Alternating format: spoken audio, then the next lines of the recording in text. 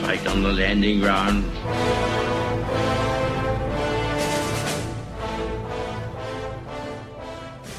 Thank you for joining us. You are listening to A Radio, and this is The Morning Moment. We're on weekdays, 11:45 Eastern. Follow us on Spreaker.com and click on the like button. Now, I recently did a piece on Jeremy Corbyn. In it, I referenced Diane Abbott. I felt it was only right and proper that I support my argument, that one that I made about her in that piece. So, I did a little bit of research. Now, I have to be honest, it didn't take me that long, because there's so much out there. But I did find something, and I'll put the link on my site. It's from the BBC, an interview with her in 2017. Here's the piece. Let me come on to your bit. You say nobody votes against these kind of things without a lot of thought. Shortly before 9/11, you voted against prescribing Al-Qaeda as an organisation. That was a huge mistake on your part, was it not? Have you actually read the legislation you were voting on?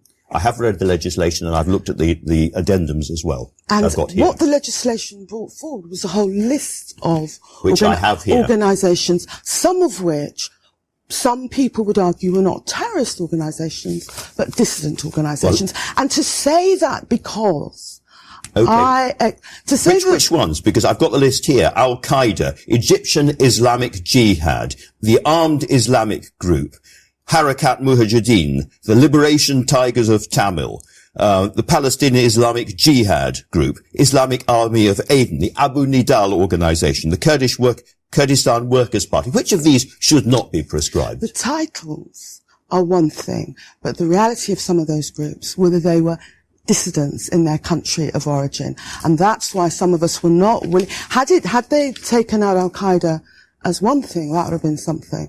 But, you know, this is a group of really dangerous organizations from all around the world, many of whom have killed a lot of people. Lashkar-e-Taiba carried out the 2008 Mumbai attacks, which killed more than 170 people. That was on the list. This was, no list is perfect, but it was a pretty good list, and you voted against prescribing those groups. Because there were groups on that list which I deem to be dissidents rather than terror organisations. You have to give people credit for thinking about how they vote. As I said to you earlier, we're hearing about all this anti-terror legislation that Jeremy and I voted against, but we're not hearing that the Tories voted against some of the self-same legislation, particularly control orders and detention without trial. Well, there is the list. Which of those organisations do you think should not have been prescribed? Because, you voted against the whole lot being prescribed because presumably some of them you thought were okay. I'm just wondering which ones you think are okay. It's not that I thought they were okay. I thought that they were dissident organisations. You could have the list if you'd like it. No, I don't need it, Andrew, because the point is, at this point, less than a week after those people died in Manchester, we should be talking about how we go forward to make this country safe. But to know how to go forward, we have to look behind and look at people's records, which is why I've been talking about you.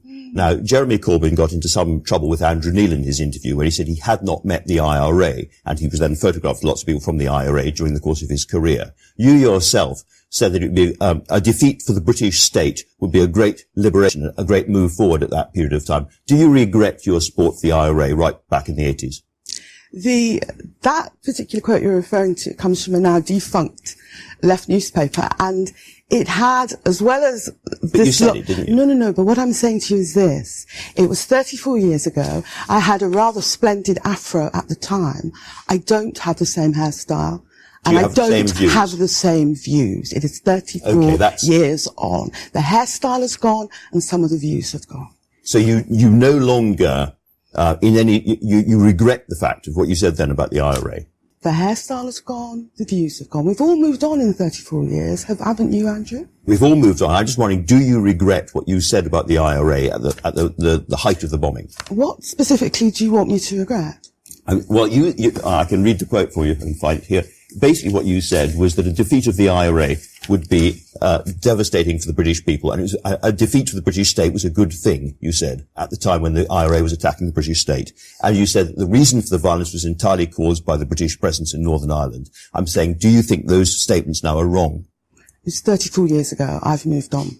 You've moved on. All right. I've got the quote here, finally. You said the Ireland is our struggle. Every defeat of the British state is a victory for all of us. A defeat in Northern Ireland will be a defeat indeed, was the quote. 34 years ago, and I've moved on. Okay. And within a few weeks, you could be Home Secretary. And one of the things we know from Amber Rudd that she spends 2 hours a day signing orders, approving the surveillance of individual people. Would you be prepared to sit there now and do that? Of course, if the evidence was presented to me. Remember, I was a Home Office civil servant. I know how these things work. So if the files were put in front of me, evidence were put in front of me, of course I'll sign orders for surveillance. Now, the piece you heard not only confirms my worst fears, it far exceeds them. Consider this, that a person that could be in charge of the internal affairs of the UK government holds these views is, quite frankly, alarming. And does anyone really believe that she's changed her views?